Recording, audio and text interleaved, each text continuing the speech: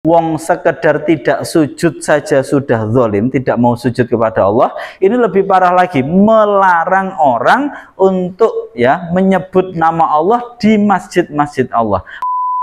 Assalamualaikum warahmatullahi wabarakatuh, Sobat Fuadi rahimakumullah. Alhamdulillah kita kembali berjumpa di kajian One Day One Ayah yang belum juga terrealisasi karena belum tiap hari satu ayat. Tapi ya alhamdulillah kita masih bisa melanjutkan. Semoga kita terus istiqomah, nggak tahu sampai kapan. Semoga sampai akhir hayat kita ya dalam keadaan istiqomah mengkaji ayat-ayat Al-Quran ayat demi ayat untuk kemudian kita masukkan ke dalam keseharian kita, ke dalam diri kita. Tapi sebelum itu kembali saya informasikan untuk Sobat Fuadi yang belum memiliki mushaf Quran Nahwu Al-Fuadi, ingin memahami Al-Quran makna demi makna, kata demi kata, insya Allah dengan menggunakan mushaf Quran Nahwu Al-Fuadi akan lebih mendalam pemahamannya insya Allah. Dan apalagi jika kita ngaji bersama di channel Ngaji Fuadi ini. Untuk yang lebih ingin praktis bisa menggunakan aplikasinya, silahkan download di Play Store Quran Al-Fuadi. Baik, mari kita lanjutkan. Mari ngaji Fuadi.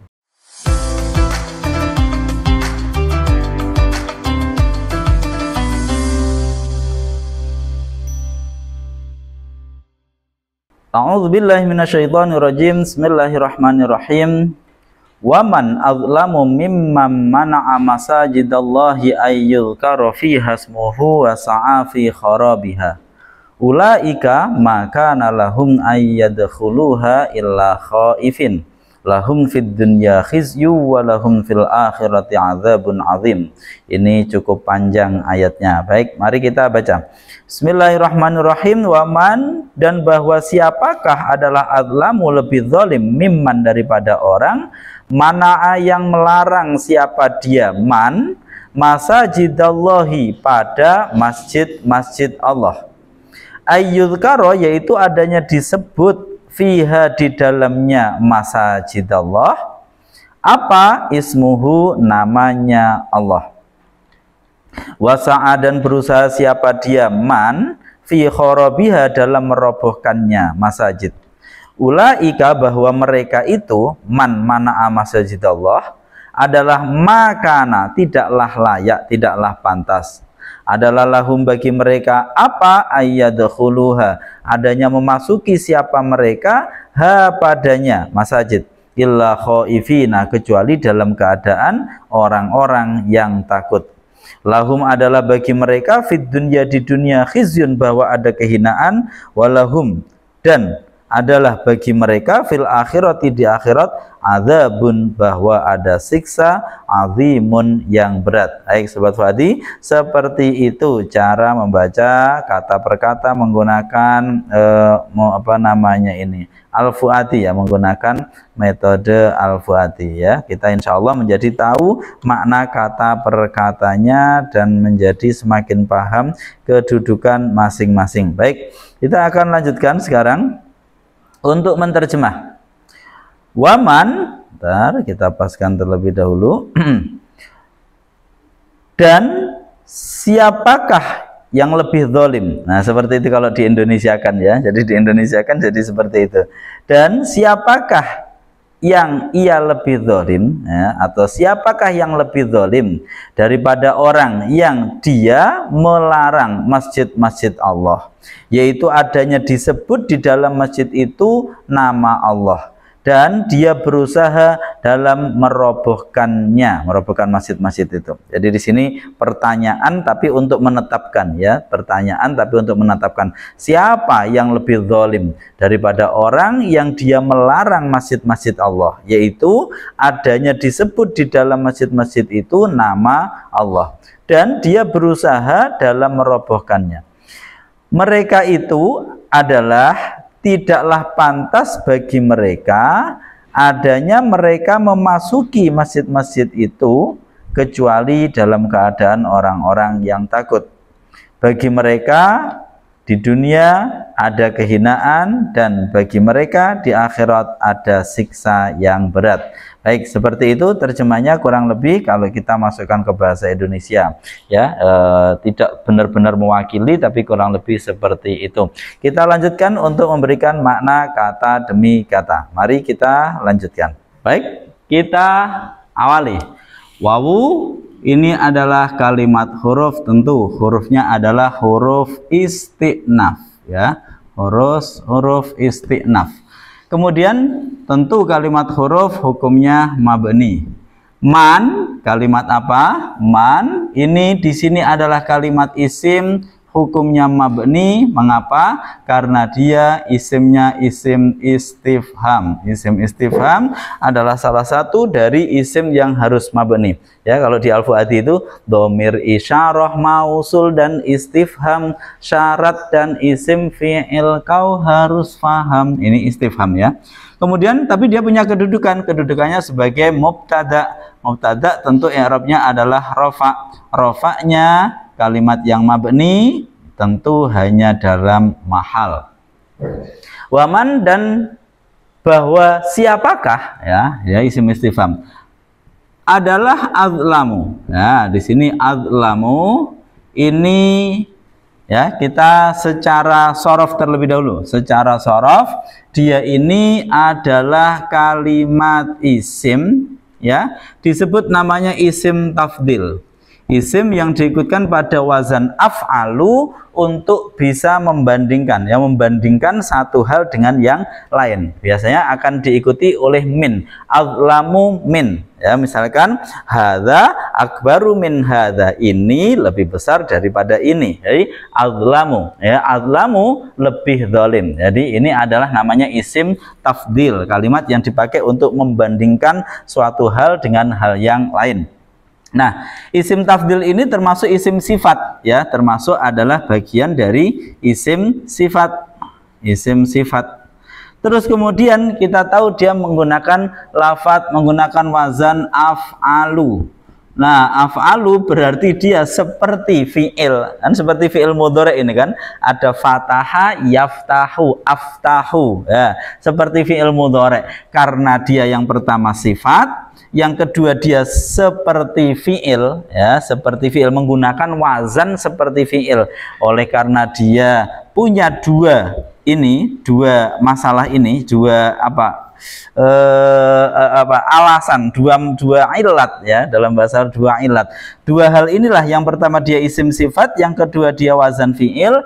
Ini menjadikan lafadz azlamu ini menjadi namanya isim ghairu munsharif, isim yang tidak bisa ditanwin. Mengapa? Karena dia dianggap serupa dengan fi'il. Fi'il tidak menerima tanwin, maka meskipun dia isim, tapi karena dia serupa dengan fi'il, dia dihukumi seperti fi'il yang tidak boleh untuk ditanwin. Namanya isim ghairu munsharif. Demikian Sobat Fuadi.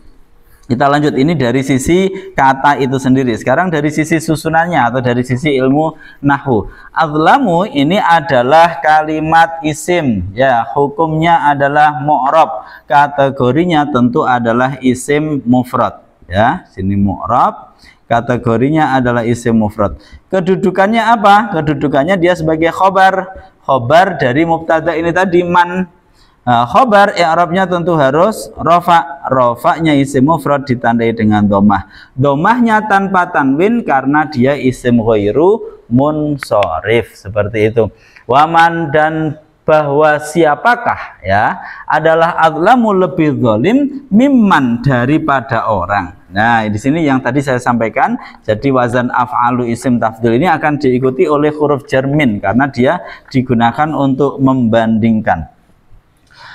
Mimman daripada orang, berarti di sini ada min, ada man, ya, min man. Nah, seperti ini aslinya. Terus kemudian nunnya ini diidghamkan ke mim, kemudian ditulisnya menjadi seperti ini, mimman, karena dia diidghamkan. Berarti dia sebenarnya dalam tajwid idgham bi gunnah, ya. Mimman, min ini adalah kalimat huruf, tentu dia adalah huruf jar, hukumnya mabni. Kemudian man ini adalah isim, hukumnya adalah mabni karena dia isim. mausul, ya, isim mausul. Kemudian kedudukannya adalah ada huruf jar, berarti di sini dia majrur, majrur bi harfil jar, majrur i'rabnya harus jar, jarnya isim mausul atau kalimat yang mabni itu hanya dalam mahal mimman, daripada orang. Mana'a, ingat kalau ada isim mausul berarti nanti di sininya harus ada silah, ya, harus ada silah. Isim mausul terus dilanjut dengan silah. Silahnya bisa berupa jumlah, bisa berupa syibhul jumlah. Bagaimana dengan yang di sini? Mimman, daripada orang, mana'ah, yang mencegah siapa? Dia. Mana'ah ini berarti adalah kalimat fi'il. Fi'il apa? Fi'il madhi. Hukumnya tentu dia adalah mabni. Mabni apa di sini? Mabni fathah. Mengapa kok mabni fathah? Karena tidak bersambung dengan dhamir rafa' mutaharrik ataupun wawu jamak, maka menjadi mabni fathah, mana'ah. Nah, terus fa'ilnya mana? Fi'il membutuhkan pada fa'il. Fa'ilnya di sini berupa dhamir mustatir. Fa'ilnya berupa dhamir mustatir, kalau dimunculkan berupa huwa, huwa inilah yang kembali kepada lafadz man, ya. Huwa ini yang kembali kepada lafadz man. Kalau di al-fuati itu dikasih angka berapa itu? Dikasih angka 5, ya, angka 5 di sini. Ini masuknya rujuk, ya, 5. Terus di lafadz man di sini juga ada angka 5 kotak. Nah, ini artinya huwa ini merujuk kepada lafadz man. Waman, dan bahwa siapakah adalah azlamu, lebih zalim, mimman, daripada orang, mana'ah, yang mencegah, yang melarang. Siapa? Dia, man. Jadi kalau diterjemahkan, siapakah yang lebih zalim daripada orang yang dia mencegah. Jadi seperti itu. Kembali dipanggil di sini fa'ilnya, ya. Yang dia mencegah apa? Masajidallahi, pada masjid-masjid Allah. Sudah. Kita lanjut. Masajida di sini adalah kalimat isim, hukumnya adalah mu'rab. Kategorinya apa? Masajida. Ya, kita tulis dulu, isim, hukumnya mu'rab, kategorinya pada masjid-masjid Allah. Jelas dia jamak karena mufradnya masjidun. Nah, tapi jamaknya jamak apa? Masjidun menjadi masajid, berarti jamak taksir karena dia berubah dari bentuk mufradnya. Kedudukannya sebagai apa? Sebagai maf'ul bih. Dari mana? Dari mana'ah. Mana'ah melarang, mencegah, masajidallah, pada masjid-masjid Allah. Berarti maf'ul bih i'rabnya adalah nasab. Nasabnya jamak taksir ditandai dengan fathah, masajidah. Lah, masajidah terus kemudian diidhofahkan kepada lafadz Allah. Ini idhofah ini litasyrif namanya, untuk memuliakan masjid-masjid Allah, masjid-masjid yang itu digunakan tempat sujud kepada Allah. Ini masjid itu kan maknanya tempat untuk bersujud, bersujud ya kepada Allah. Jadi masajidallah ini namanya idhofah, menunjukkan untuk kemuliaan, ya, litasrif, untuk memberikan kemuliaan masjid-masjid Allah. Baik, lafadz Allah ini adalah mudhaf, kalimat isim. Kita pelan-pelan. Isim hukumnya mu'rab, kategorinya adalah isim mufrad. Kedudukannya sebagai mudhaf ilaih. Mudhaf ilaih adalah i'rabnya itu jar. Jarnya isim mufrad ditandai dengan kasrah, masajidallahi, ya. Siapakah yang lebih zalim daripada orang yang dia melarang atau mencegah masjid-masjid Allah? Maksudnya bagaimana melarang masjid-masjid Allah? Ayyudhkara. Nah, ini namanya badal, ya. Ayyudhkara yaitu adanya disebut fiha, di dalamnya apa? Ismuhu, nama Allah. Baik, kita ulangi lagi di sini. An ini adalah kalimat huruf. Huruf apa dia? Dia adalah huruf nasab dan huruf masdar, ya. Huruf nasab berarti dia menasabkan kalimat fi'il setelahnya. Ayyudhkara di sini adalah fi'il mudhari'. Fi'il mudhari' hukumnya adalah mu'rab. Kategorinya dia yudhkara, berarti shahihul akhir. Kedudukannya apa? Didahului oleh huruf nasab ini an, berarti didahului amil nasib, ya, berarti dia dimasuki oleh amil nasib. Kalau dimasuki amil nasib berarti harus nasab. Nasabnya shahihul akhir ditandai dengan fathah yudhkaro. Nah ini ya. Terus fi ayyudhkaro adanya itu makna dari dia sebagai apa namanya huruf masdar ya, an. Adanya disebut fiha di dalamnya, di dalam masjid-masjid itu.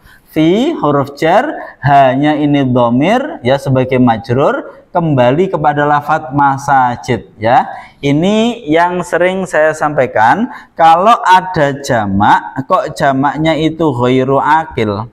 Jamak yang dia untuk sesuatu yang tidak berakal. Masajid ini kan jamak, tapi untuk sesuatu yang tidak berakal, benda jamak ghairu akil itu diposisikan sama dengan mufrad muannas. Mufrad muannas ya, muannas. Jadi disamakan dengan mufrad muannas, makanya di sini pakainya ha.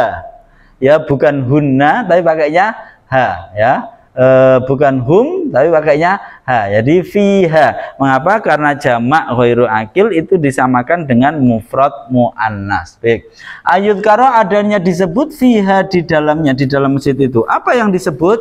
Ismuhu. Ya, ismuhu nama Allah. Baik, perhatikan di sini fiilnya ada sesuatu yang berbeda.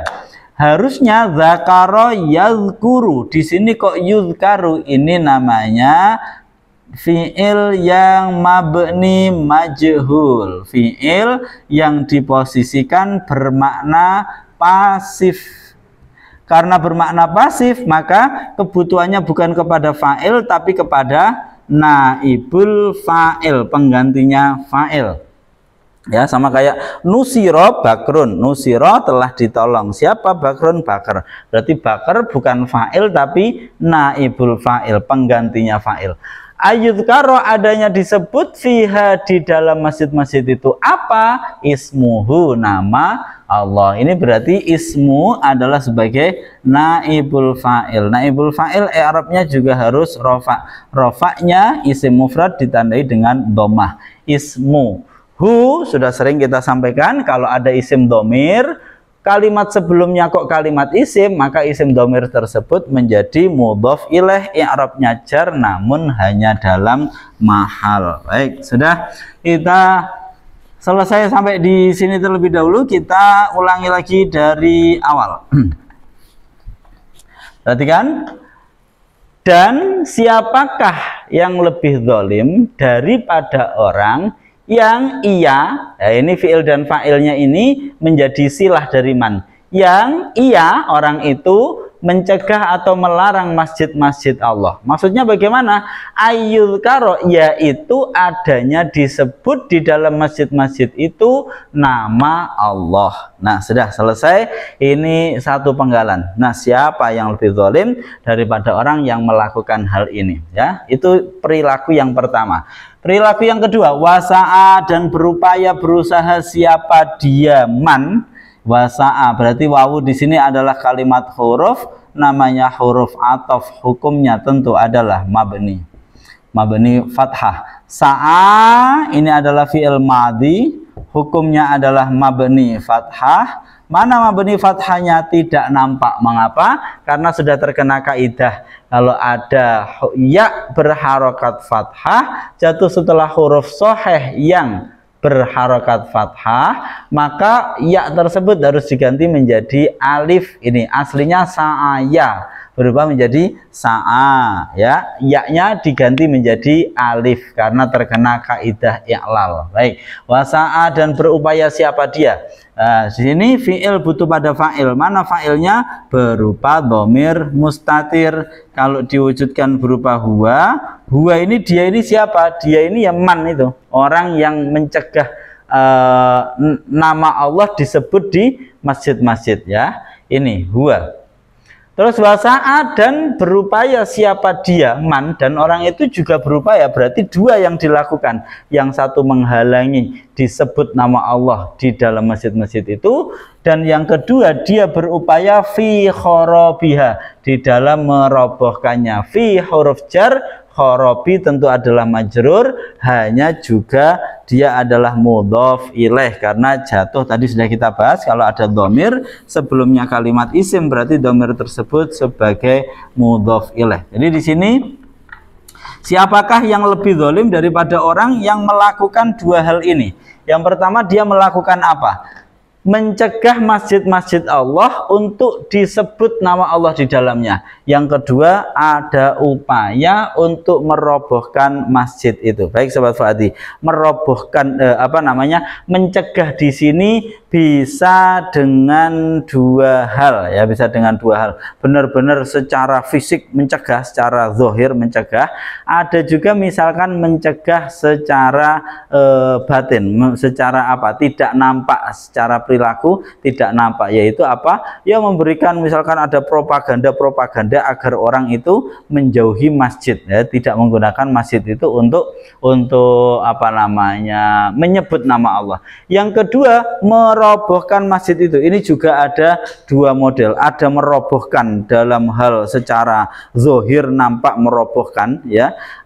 Misalkan kalau zaman dulu yang terekam dalam Al-Qur'an adalah Ashabul Fil. Ini mereka benar-benar mau menghancurkan Ka'bah waktu itu ya, Masjidil Haram.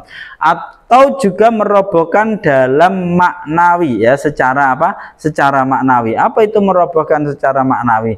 Yaitu tadi tidak menggunakan masjid sebagaimana fungsi awalnya sebagai tempat sujud, atau berupaya untuk agar masjid itu tidak dilakukan kegiatan-kegiatan yang seharusnya dilakukan. Nah, ini orang kalau melakukan seperti ini berarti dia adalah orang yang paling zalim. Waman azlamu ya, wong sekedar tidak sujud saja sudah zalim, tidak mau sujud kepada Allah. Ini lebih parah lagi, melarang orang untuk ya menyebut nama Allah di masjid-masjid Allah, bahkan berupaya untuk menghancurkan masjid tersebut. Kalau di era dulu yang sangat terekam yaitu yang dilakukan oleh dua.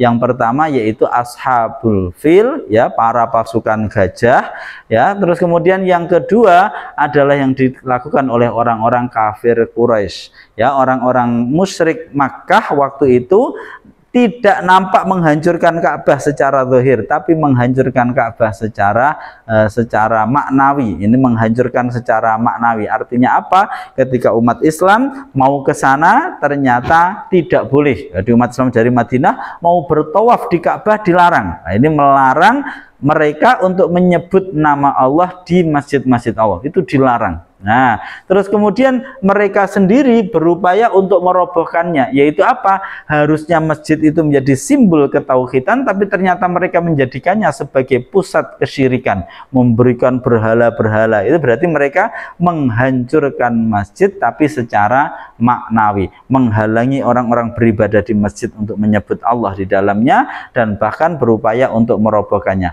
Orang yang seperti ini disebut di istilahnya adalah man azlamu, orang yang sangat zalim ya. Tidak ada yang lebih zalim daripada orang ini ya. La azlama mimman mana, tidak ada yang lebih zalim. Jadi man di sini dia pertanyaan istifham, tapi istifhamnya untuk menetapkan sesuatu. Siapa yang lebih zalim ya? Artinya tidak ada. Jadi lil ingkar di situ untuk mengingkari bahwa nggak ada yang lebih zalim daripada ini. Nah, sebagian ulama kemudian menyatakan ini berarti berlaku sebaliknya. Apa itu? Siapa yang lebih agung imannya daripada orang yang melakukan kebalikannya, berarti yang dia imaratul masjid, yang dia imaratul masjid itu apa? Meramaikan masjid. Meramaikan dalam arti apa? Menggunakan mensponsori masjid untuk terjadi di dalamnya penyebutan atau mengingat kepada Allah, dan mengupayakan untuk masjid itu digunakan untuk mentauhidkan Allah. Ini orang yang melakukan seperti ini berarti dia sangat agung imannya. Karena sebaliknya orang yang sangat zalim itu yang mencegah untuk masjid digunakan seperti itu. Maka yang melakukan kebalikannya dialah orang-orang yang benar-benar sangat tinggi imannya. Nah, sebagian ulama menyatakan seperti itu. Baik, kita akan lanjutkan ke ayat berikutnya. Ulaika makana lahum ayyadkhuluha illa khaifin di pertemuan berikutnya. Baik, kita tutup. Assalamualaikum warahmatullahi wabarakatuh.